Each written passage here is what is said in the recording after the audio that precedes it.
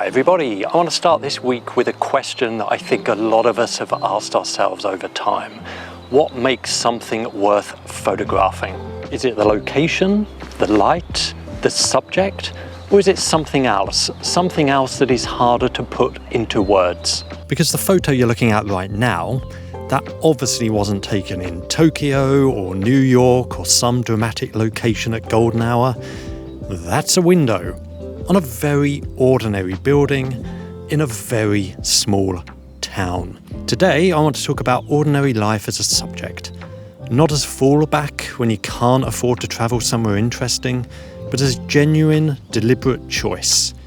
Because I think there's something really valuable hidden in the places most of us walk past without a second glance. When I arrive somewhere new, even somewhere that on the surface looks completely unremarkable, the first thing I try to do is just slow down and look. Not through the camera yet, just with my eyes. Because every place has layers, and if you raise the camera too quickly, you end up with the obvious shot, the one anyone would take. And there's nothing wrong with that, but it's rarely the one that stays with you. This is a small town in Germany, and when I first walked around it, my honest first thought was, there's not a lot here. A church, some old houses, a bus stop. But the more I walked and looked, the more I started noticing things like this building, completely covered in ivy, sitting right next to the Romanesque church tower. That contrast between the organic and the architectural, the old stone and the living plant taking over, that's interesting. That's a story. Or this row of half-timbered houses, that distinctive black and white timber framing. It's something very specific to this region. And when you photograph it, you're not just documenting a building, you're documenting a place, a culture, a way of living that has its own identity.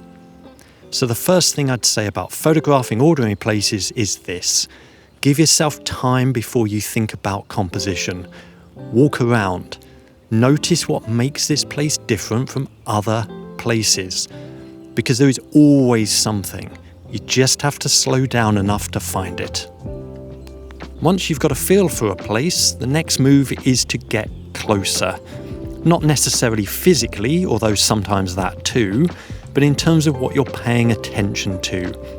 This is the photo I opened the video with, and I want to talk about why I made this shot. Nobody is in the frame, you can't see inside the room, there is no dramatic light, no unusual angle, it's just a window. But look at it for a moment. The shutters are worn, the wood is weathered, the paint is long gone. The lace curtain behind the glass is slightly displaced, like someone moved it recently or maybe years ago and it just stayed that way. There's a faint reflection of the street in the glass. Someone lives here or lived here. You don't know which. And that ambiguity, that gap between what you can see and what you can only imagine, that's what makes the photo interesting to me. So edited this one in black and white. Colour here felt like it would be a distraction.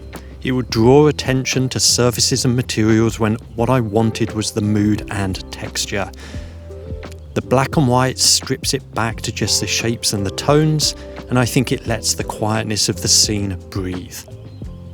When you're looking for this kind of detail, you're essentially looking for evidence of life, things that imply a person or many people over many years, without showing them directly.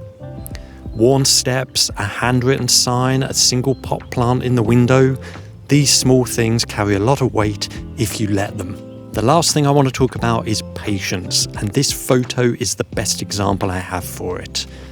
I didn't arrange anything here, I didn't ask anyone to move or wait for the light to change, or clear anything out of the frame. This is exactly how I found it. A chocolate Labrador stretched out on a bench in the sun, a flower pot sitting on a tree stump, a bicycle leaned against the wall, a checkerboard doorstep, somebody's bucket, somebody's pot plants. All of that was put there by whoever lives in that house. Not for a photo, just for their life. The dog got comfortable on the bench because it's warm and soft, and that's what dogs do. And I just happened to walk past at that moment. What I try to remind myself is that ordinary life is constantly arranging itself into something worth looking at. People make their front doorsteps beautiful, their gardens beautiful, because they care about their home. They put flowers out and hang things and paint things and leave things. And all of that accumulates into these incredibly rich, small scenes that most of us just walk past. Our job as a photographer isn't to create the scene, it's to notice it. And that takes patience and the willingness to slow down and look at things that don't announce themselves as interesting. So back to the question I started with. What makes something worth photographing? My answer, at least right now, is attention.